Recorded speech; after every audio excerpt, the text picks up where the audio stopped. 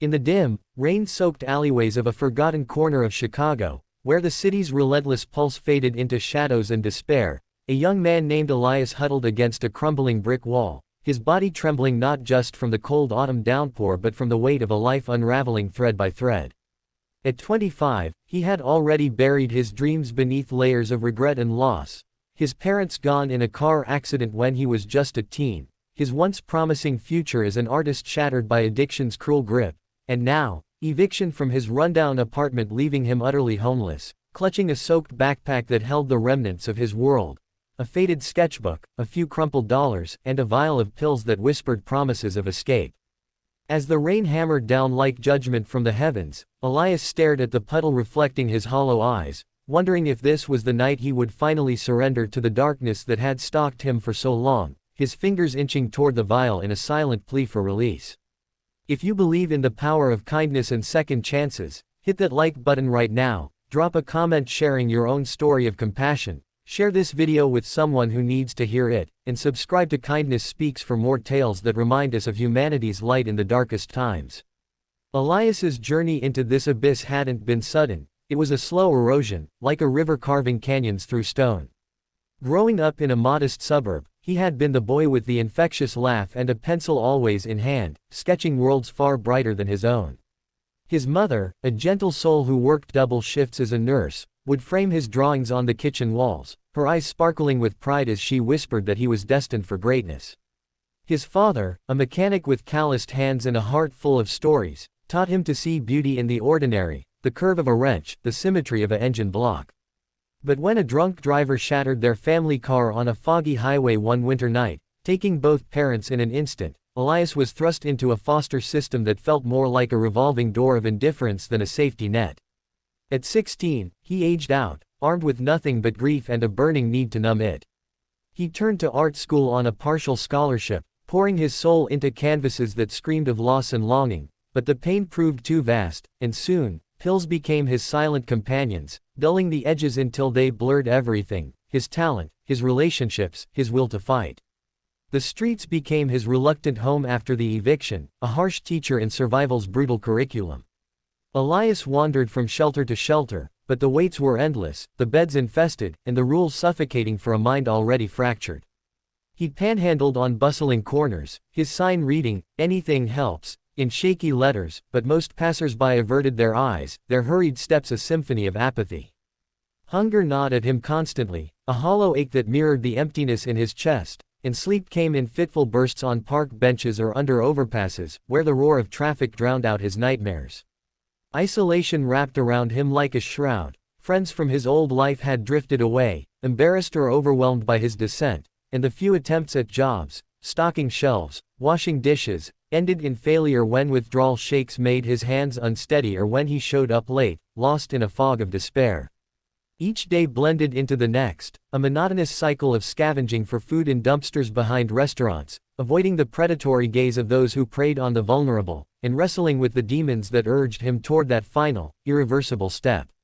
In quiet moments, he would flip through his sketchbook, the pages warped from rain, tracing the lines of portraits he once drew of happier times, wondering if redemption was just a fairy tale for those luckier than him.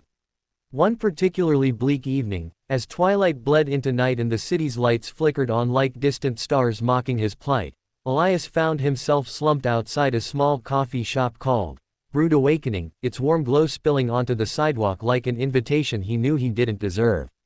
The aroma of fresh coffee and baked goods wafted out, twisting his empty stomach into knots, but he didn't dare go in. His disheveled appearance and the stench of days without a shower would only draw stares and swift ejection. Instead, he sat cross-legged against the wall, his head bowed, invisible to the world rushing by. That's when she appeared, a woman in her late 40s, bundled in a wool coat, her face etched with the lines of someone who had known hardship but emerged with quiet strength. Her name was Clara, though Elias wouldn't learn that until later. She was a teacher at a local community college, specializing in art therapy, using creativity to heal the wounds life inflicted. Clara had her own scars, a divorce that left her raising 2 kids alone, a battle with depression that nearly claimed her, but she had clawed her way back, finding solace in small acts of giving back. Clara paused at the door, her takeaway cup steaming in the chill air, her eyes landing on Elias not with pity, but with a flicker of recognition, as if she saw the boy beneath the broken man. She didn't hurry past. Instead, she knelt down, her knees protesting against the cold pavement, and placed the cup gently beside him. "It's hot chocolate," she said softly, though in this narrative without spoken words, her gesture spoke volumes, a simple offering, no strings attached, just warmth in a world gone cold.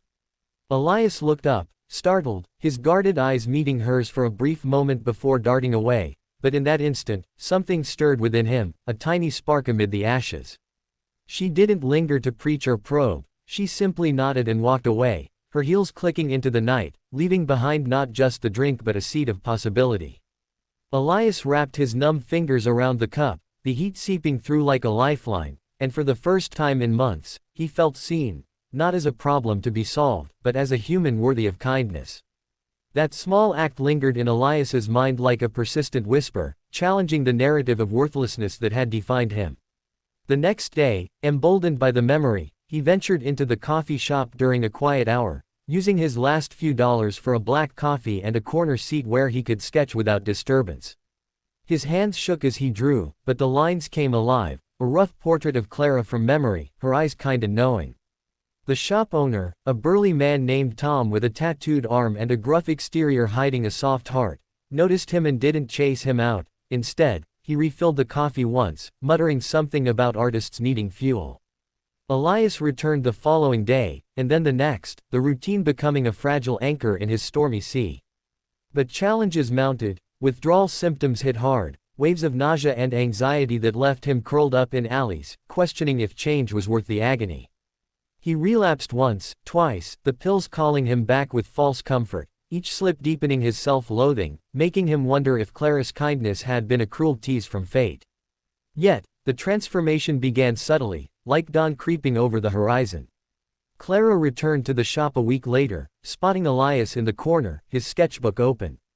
She approached again, this time sitting across from him uninvited but unthreatening, her presence a quiet encouragement.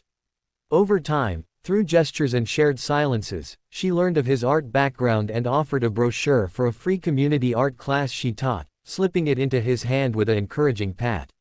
Elias stared at it for days, the paper creased from folding and unfolding, his mind battling fear, of failure, of exposure, of hope itself. The streets grew harsher as winter approached, snow blanketing the city in deceptive beauty while freezing his bones, forcing him to seek shelter in overcrowded hostels where theft and violence lurked. One night, after a brutal altercation over a warm spot left him bruised and bleeding, he clutched the brochure like a talisman, deciding that perhaps one small step could mirror Clara's act. Attending the class was a Herculean effort. Elias arrived disheveled, his heart pounding with vulnerability, but Clara welcomed him without fanfare, handing him supplies and guiding him to a easel. The room was filled with others like him, veterans haunted by war, single mothers escaping abuse, elders fighting loneliness, all channeling pain into paint and clay. Elias's first strokes were tentative, raw emotions spilling onto the canvas in chaotic swirls of color, but as weeks passed, structure emerged, his talent resurfacing like a buried treasure. Challenges persisted, funding for the program was scarce, forcing Clara to fight bureaucrats for supplies, and Elias grappled with sobriety, attending anonymous meetings where stories of relapse mirrored his own fears. A particularly dark period came when he lost his backpack to a thief, his sketchbook gone, plunging him into despair, but Clara's unwavering belief pulled him back. She gifted him a new one, her eyes conveying that setbacks were not endings. Suspense built as Elias's art began to gain notice. A local gallery owner, tipped off by Clara, visited the class and selected one of his pieces, a haunting depiction of a rain-soaked alley with a single beam of light piercing the gloom, for a community exhibit. Doubt plagued him. What if no one came? What if they saw through the facade to the broken man beneath?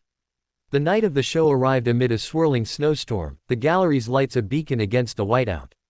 Elias stood in borrowed clothes, his nerves frayed, watching as strangers filtered in, their murmurs turning to admiration. Clara stood by his side, her pride evident, and when a buyer approached, offering a modest sum for his piece, it was as if the world tilted on its axis, validation not just of his art, but of his existence. The transformation deepened, With the sales proceeds, Elias secured a spot in a transitional housing program, a small room that felt like a palace after the streets.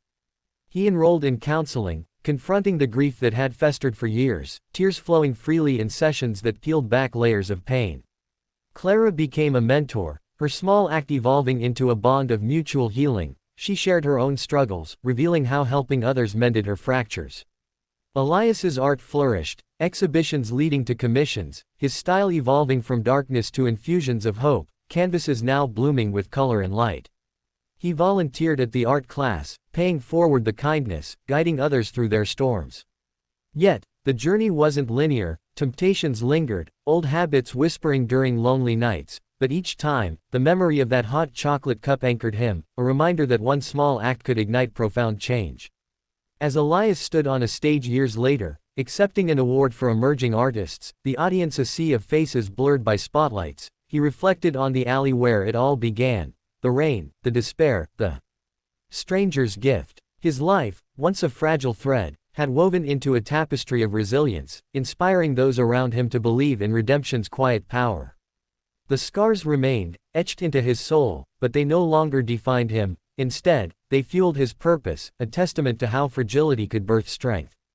If this story has touched your heart, stirred emotions deep within, or reminded you of the transformative magic of kindness, please like this video, share it with a friend who might need its message, and subscribe to Kindness Speaks for more soul-stirring narratives.